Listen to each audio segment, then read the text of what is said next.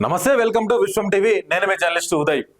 ప్రముఖ గాయని మంగ్లీ ఈ పేరు చుట్టూనే గత 2-3 రోజులుగా వ్యవహారం అంతా నడుస్తూ ఉన్నది. సోషల్ మీడియాలో ఈమె పేరు ఇప్పుడు చక్కర్లు కొడుతూ ఉన్నది. నా వెనకాల కనిపిస్తున్నది కదా సింగర్ మంగ్లీ. ఫోక్ పాటలు కావచ్చు, అదేవిధంగా సినిమా పాటలు కావచ్చు, శివుడి పాటలు కావచ్చు, ఇట్లా ఈ పాటలన్నిటి ద్వారా మంగ్లీ చాలా ఫేమస్ అయింది. సో ఇప్పుడు ఈ మంగ్లీ గురించి రకరకాల వార్తలు అయితే వెలుగులోకి వస్తూ ఉన్నాయి. గతంలో మంగ్లీ ఏదో బర్త్డే పార్టీ చేసుకుంటే అక్కడ డ్రగ్స్ ఉన్నాయని చెప్పేసి పోలీసులు అకస్మాత్తుగా అక్కడ తనిఖీలు చేయడము, దాని తర్వాత ఏమీ లేదు, అట్లాంటిది నాకేం సంబంధం లేదని చెప్పేసి మళ్ళీ వివరణ ఇవ్వడము, అది మరొక ముందే మళ్ళీ ఇప్పుడు ఇంకొక ఘటన వెలుగులోకి వచ్చింది. మంగ్లీ అదేవిధంగా ఆమె సోదరుడు, ఆమె మరికొంతమంది కుటుంబ సభ్యులతో కలిసి భారీ మోసానికి తెరలేపిందని చెప్పేసి అడ్వకేట్ సుబ్బారావు అనేటువంటి న్యాయవాది కంప్లైంట్ ఇచ్చిండు మంగ్లీ మీద. ఒకసారి వివరాల్లోకి వెళ్తే కనుక మంగ్లీ తన కుటుంబ సభ్యులతో కలిసి పలు రాష్ట్రాలు, అటు ఆంధ్రప్రదేశ్ కావచ్చు, తెలంగాణ కావచ్చు, పక్కనున్న మహారాష్ట్ర, ఇట్లా కర్ణాటక, కొన్ని రాష్ట్రాల్లో ప్రజల నుంచి, ముఖ్యంగా మంగ్లీ అభిమానులుగా చెప్పబడుతున్న వాళ్ళ దగ్గర నుంచి కోట్ల రూపాయలు, సుమారు 200 కోట్ల రూపాయలు వసూలు చేసింది. చిట్టీల పేరు మీద, ఫినాన్స్ పేరు మీద. ఆ డబ్బులన్నీ కూడా వసూలు చేసి మళ్ళీ వాళ్ళకి తిరిగి ఇవ్వట్లేదు. ఆ బాధితులందరూ కూడా నన్ను ఆశ్రయించారు, నన్ను వాదించమని అడుగుతా ఉన్నారని చెప్పేసి అడ్వకేట్ సుబ్బారావు ఇవాళ ఆమె మీద కంప్లైంట్ ఇవ్వడం జరిగింది. సో ఏంటి వ్యవహారం, ఒకసారిగా ఎందుకు 200 కోట్ల మేర కుంభకోణం బయటికి వచ్చిందని చెప్పేసి ఒకసారి ఆలోచిద్దాం. సో మంగ్లీ ఒకసారి ఆలోచిస్తే తెలుగు ఫిలిం ఇండస్ట్రీలో ప్రముఖ గాయనిగా ఉన్నది మంగ్లీ కావచ్చు, ఆమె సోదరి కావచ్చు, ఇట్లా వాళ్ళిద్దరు కూడా ఒక లైమ్ లైట్ లో ఉంటారు ప్రతి సందర్భంలో కూడా. సో మరి ఈ టైంలో ఈ మధ్య ఫినాన్స్ కి సంబంధించినటువంటి ఆరోపణలు రావడము, దాని మీద మరి మంగ్లీ ఏం మాట్లాడింది అనేది కూడా నేను మీకు ఇప్పుడు చూపించేటువంటి ప్రయత్నం చేస్తాను. అడ్వకేట్ సుబ్బారావు ఏం చెప్తా ఉన్నాడు అంటే, ముందుగా ఆయన చెప్పినటువంటి వర్షన్ చూద్దాం.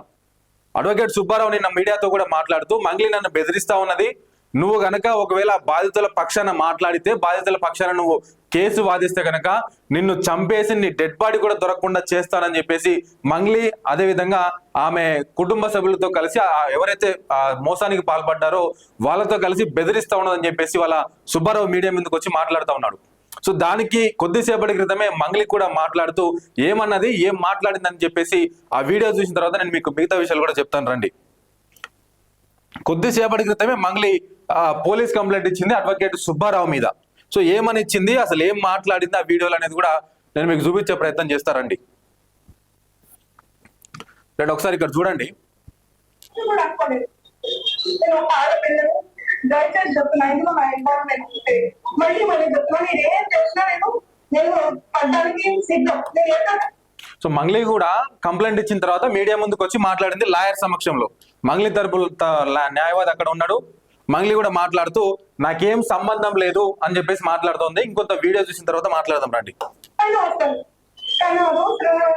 దయచేసి బ్లేమ్ చేయకండి, ముందు వెనక తెలుసుకోకుండా.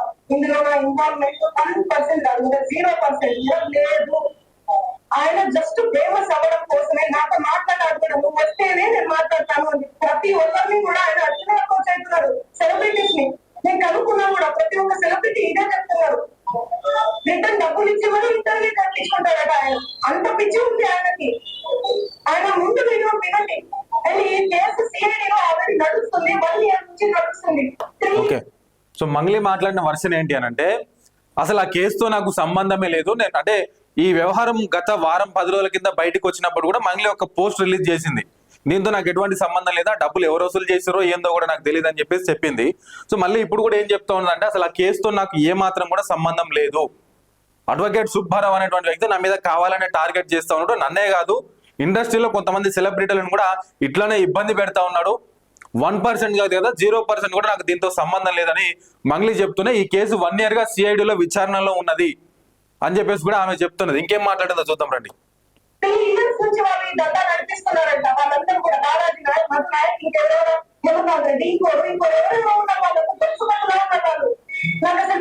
తెలీదు అన్యం పుణ్యం ఎరుగని మమ్మల్ని, నన్ను, నా ఫ్యామిలీని దయచేసి రోడ్డుకి మీడియాడుతున్నారా?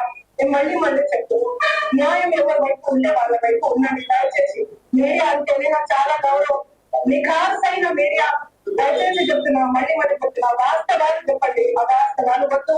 సడన్ గా ఇంకా ఏం తెలియకుండా ఎవరో వచ్చి నా మీద అలిగేషన్ చేస్తే దయచేసి మీరు పెట్టుకోకండి. ఎందుకంటే ఒక ఆడబిడ్డలు, గిరిజన ఆడబిడ్డలు ఎవరెవరో పడలేదు, మా ప్రోగ్రాంకి రాలేదు, అంత కనుక అంత వేరాక్షణ ఏమేమో ఉంటాయి. వాళ్ళు వచ్చి పడుతూ వచ్చి ఏదైనా మాట్లాడుతుంటారు.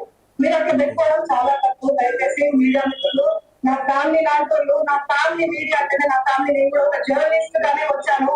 కానీ ఎవరిని ఏం మాట్లాడకుండా నా కష్టాన్ని నేను నమ్ముకొని, నా పాటను నేను నమ్ముకొని ముందుకు వెళ్తున్నాను. నా మీద పార్టీ ముందు వేసిన ఓకే. సో ఫైనల్ గా అది మంగళి వర్షన్ వచ్చేసి ఈ కేసు అనే ఈ ఇష్యూ అనేది ఆల్రెడీ 1 year గా సిఐడి దీన్ని దర్యాప్తు చేస్తా ఉన్నది. అంత మాత్రమే కాకుండా ఒక 3 సంవత్సరాల నుంచి ఈ ఇష్యూ అంతా నడుస్తా ఉన్నది. డబ్బులు వ్యవహారం కానీ ఇప్పుడు బాలాజీ కానీ మధుకర్ కానీ ఇప్పుడు చెప్పిన పేర్లు అయితే ఏవైతే ఉన్నాయో వీళ్ళందరూ కూడా ఒక గొలుసు కట్టులాగా ఏర్పడి నీకు ఇంత గాడితే ఇంత వస్తుంది, అంత గాడితే అంత వస్తుంది అని చెప్పేసి 3 సంవత్సరాలుగా వ్యవహారం నడిపిస్తా ఉన్నారు. సంవత్సర కాలంగా ఇది ఈ కేసు కూడా ఆల్రెడీ విచారణలో ఉన్నది.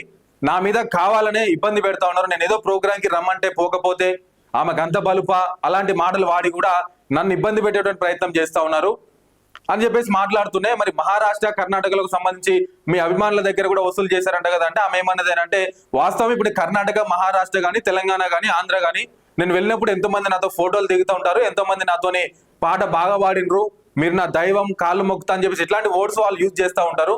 దానికి నేను అప్పుడప్పుడు కాదనలేను. వాళ్ళందరినీ తీసుకొచ్చి ఈమెకు మంగ్లీతో సంబంధాలు ఉన్నాయని చెప్పేసి అంటగడటం ఎంతవరకు కరెక్ట్ అని చెప్పేసి మంగ్లీ వర్షన్ అయితే ఇట్లా ఉన్నది. మొత్తానికి ఆమె ఏమంటున్నది, చేతులెత్తి మీకు నమస్కరిస్తా ఉన్నాను, నన్ను దీంట్లోకి లాగకండి, నా పని ఏదో నేను చేసుకుంటూ పోతా ఉన్నానని చెప్పేసి కూడా వాళ్ళ మంగ్లీ మాట్లాడినటువంటి పరిస్థితి. ఒక పక్క అడ్వకేట్ సుబ్బారావు ఏమో బాధితుల తరపున నేను మాట్లాడుతా ఉన్నాను, మంగ్లీ అదేవిధంగా మంగ్లీ అండ్ కో ఎవరైతే ఇప్పుడు ఆయన పేర్లని చెప్తా ఉన్నాడో 200 కోట్ల మేర మోసం జరిగిందని చెప్తా ఉన్నాడు. మరొక పక్క ఇదే మంగ్లీ ఇప్పుడు ఇందాక ప్రెస్ మీట్ లో మాట్లాడుతూ ఎవరైతే మంగ్లీ ఉన్నారో ఆమె కూడా అసలు ఆ మోసమే జరగలేదు, దానికి నాకు సంబంధం లేదు, 1% కూడా దానికి నాకు సంబంధం లేదని చెప్పేసి ఆమె వర్షన్ కూడా అక్కడ కనిపిస్తా ఉన్నది. మరి ఎందుకు ఇంత అనేది కూడా ఒకసారి ఆలోచన చేస్తే గతంలో కూడా మంగ్లీ మీద ఇట్లాంటి ఆరోపణలు వచ్చినవి. ఆ డ్రగ్స్ కేసుకు సంబంధించి కూడా హడావుడిన పోలీసులందరూ అక్కడికి పోయినరు. తర్వాత తేల్చింది ఏంటి అంటే అక్కడ ఏమి డ్రగ్స్ ఏమి దొరకలేదు, కేవలం వాళ్ళు బర్త్డే పార్టీ ఒకటే చేసుకుంటారని చెప్పేసి కూడా అక్కడ మాట్లాడినరు. సో మరి మళ్ళీ ఇప్పుడు తెర మీదకి ఇష్యూ రావడము ఇదంతా కూడా ఒక కొంత గందరగోళమైనటువంటి వాతావరణంగా కనిపిస్తున్నది. మొత్తానికైతే మంగ్లీ మాట్లాడుతూ దీనికి నాకు సంబంధం లేదని చెప్పేసి ఆమె వివరణ కూడా ఇవ్వడం జరిగింది. సుబ్బారావు అనేటువంటి అడ్వకేట్ మీద కూడా పోలీస్ కంప్లైంట్ ఇవ్వడం జరిగింది. సో దీంతో ఈ ఇష్యూకి పులి స్టాప్ పడనుందా, లేదంటే సుబ్బారావు మళ్ళీ ఇంకేదైనా మాట్లాడబోతా ఉన్నాడా, అసలు ఏంటి ఏం జరగబోతున్నది కూడా నేను మళ్ళొకసారి మీ ముందుకు తీసుకొచ్చే ప్రయత్నం చేస్తాను. అయితే మీరు కూడా మంగ్లీ విషయంలో అసలు ఏం జరిగి ఉండొచ్చు మీకున్న సమాచారం మేరకు, లేదా మీరు ఒకవేళ మంగ్లీ ఉన్నటువంటి ప్రాంతం నుంచి వీడియో చూస్తున్నట్లయితే మంగ్లీ నిజంగానే అట్లాంటిది చేయడానికి చేసిందా, లేదంటే మంగ్లీ కుటుంబ సభ్యులు అట్లా చేస్తారా, అసలు ఏం జరిగి ఉండొచ్చు అనేది కింద కామెంట్ రూపంలో కూడా రాయండి. నేను మళ్ళొకసారి మీ ముందుకు ఈ విషయాన్ని తీసుకొచ్చేటువంటి ప్రయత్నం చేస్తాను. చూస్తూనే ఉండండి విశ్వం టీవీ.